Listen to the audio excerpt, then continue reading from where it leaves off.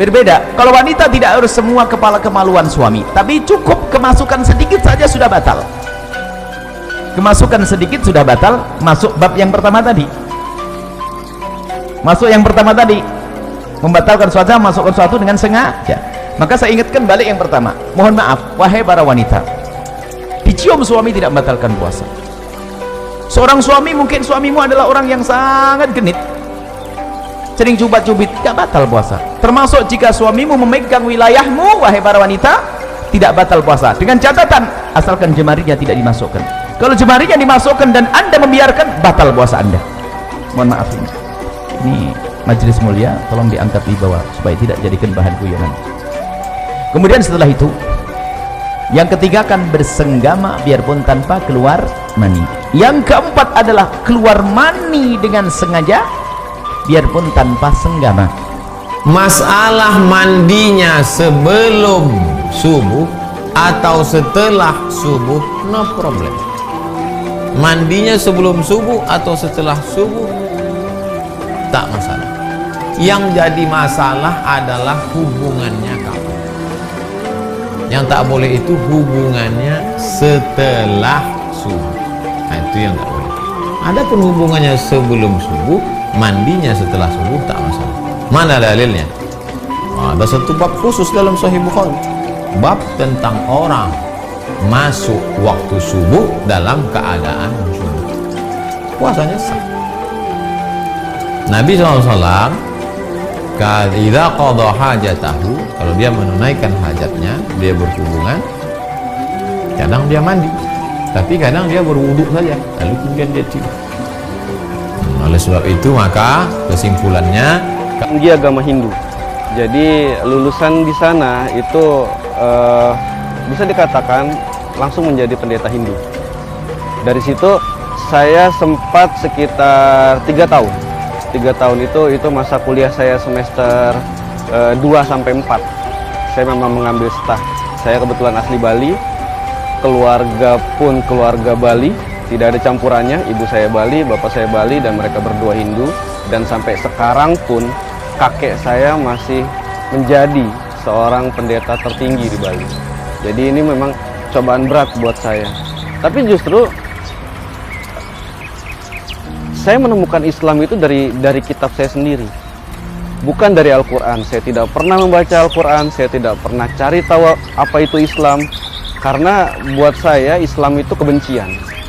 Waktu itu Islam itu sebuah kebencian. Mengingat kita tahun 2000 dan 2002 ada bom Bali, itu Bali sangat luluh lantah, perekonomian hancur, pariwisata hancur, banyak sekali korban, kemudian juga efeknya cukup besar untuk Indonesia, terutama khususnya untuk Bali. Islam itu tidak pernah saya pandang. Orang Hindu itu tidak pernah melihat Islam, mempelajari Islam, apa itu Islam, tidak pernah. Tidak pernah. Di staf, saya banyak membaca Weda, saya banyak membaca Sruti, dan kitab-kitab pendukung lainnya di dalam Weda. Ternyata saya menemukan Islam di situ. Saya menemukan Islam di situ.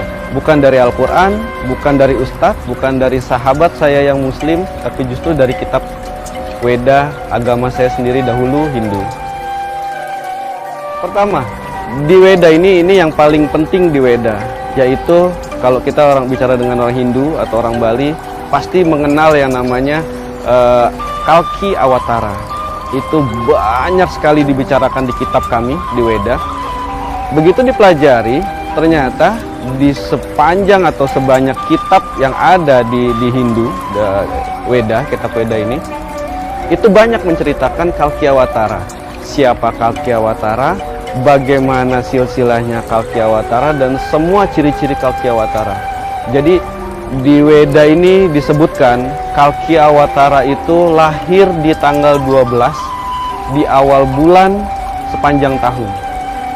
Kita tahu sendiri Nabi Muhammad SAW itu lahir di 12 Rabiul Awal. Kemudian ciri-cirinya, dia datang dengan naik unta, menggunakan pedang dan panah, berperang dengan 4 sahabatnya, dan yang lebih luar biasanya ada lagi, ini disebutkan Kalki Awatara ini memiliki ayah yang bernama Visnuyas dan ibunya bernama Sumatri.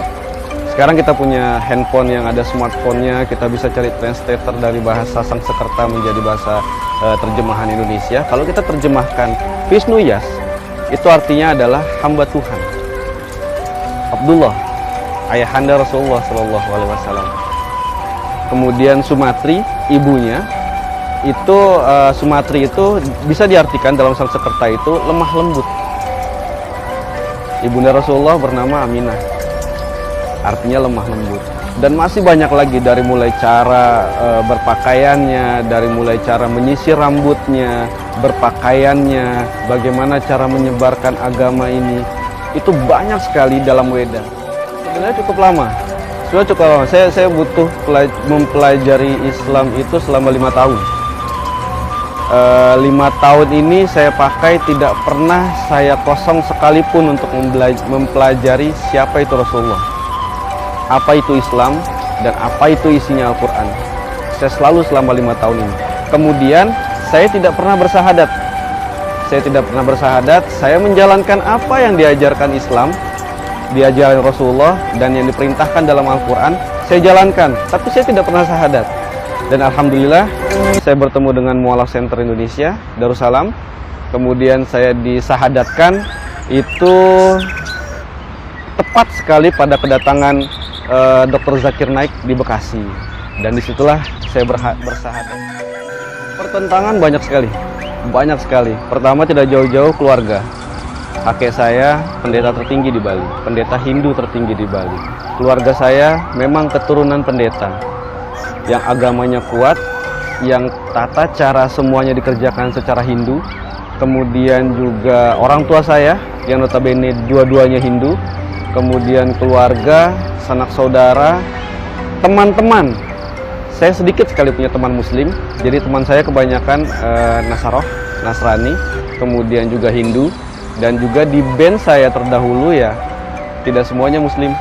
Jadi memang pertentangan banyak sekali. Banyak yang bertanya, mungkin Dewa hanya main-main saja, mungkin Dewa hanya coba-coba saja, mungkin Dewa lagi bingung, lagi sesat, tidak ada yang pelajari, macam-macam. Tapi saya menunjukkan pada mereka, walaupun saya seperti ini, insya Allah saya bisa istiqomah di dalam Islam dan mempelajari Islam dengan baik, insya Allah. Saya sudah tidak dianggap anak, saya mungkin dijauhkan oleh keluarga saya, lingkungan saya di Bali, saya menetap di Jakarta sekarang. Banyak pertentangan, terutama keluarga, karena keluarga yang paling besar. Saya punya besar sekali keluarga, dari ayah, ibu, ini memang keluarga yang sangat besar, dan semuanya, hampir semuanya menentang untuk saya memeluk Islam seperti ini. Yang saya lakukan ya, awalnya saya selalu curhat dengan Ustadz. Kemudian jawabannya selalu sama, pasrahkan kepada Allah. Akhirnya saya coba untuk tidak mengatur Allah, saya lepaskan semuanya, biar Allah yang mengatur, biar Allah yang membawa saya ke arah mana, biar Allah yang memberi saya apa yang terbaik buat saya, dan itu saya kerjakan sampai sekarang. Itu saja. Apapun masalah saya bentangkan sejadah saya, minta sama Allah, berharap hanya kepada Allah, tidak berharap kepada selain Allah. Ya apapun yang dikasih sama Allah ya saya syukuri. Untuk saat ini semuanya saya merasakan cukup, dan alhamdulillah semua berjalan dengan baik, insya Allah.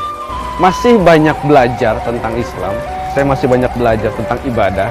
Tapi satu hal yang saya tahu menurut Ustadz yang selalu mengajari saya, memberi pencerahan kepada saya, yaitu tentang sholat.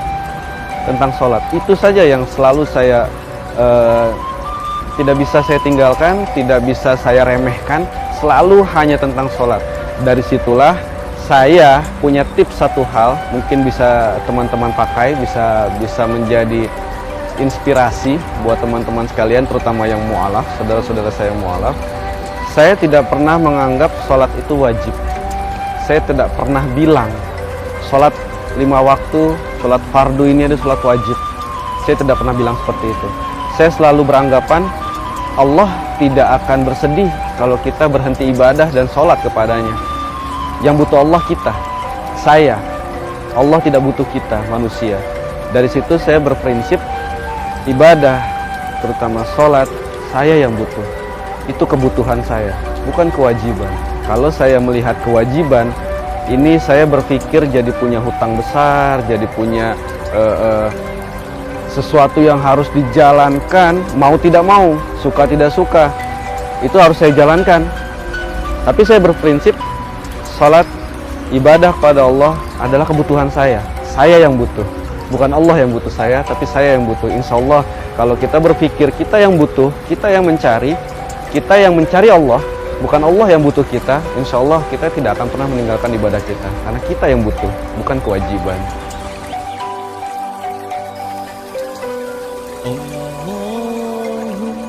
Allahumma